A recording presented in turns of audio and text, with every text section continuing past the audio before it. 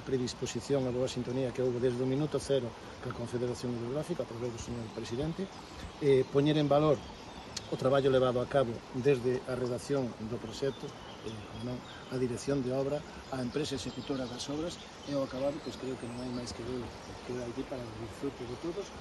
Esperamos seguir continuando, como dicía o señor Presidente, con esa colaboración. É un desexo, unha vez que temos estas dúas partes do sendeiro, e que no momento da súa concepción inicial non foi posible pois facer esa unión ali á altura da estación de autobuses.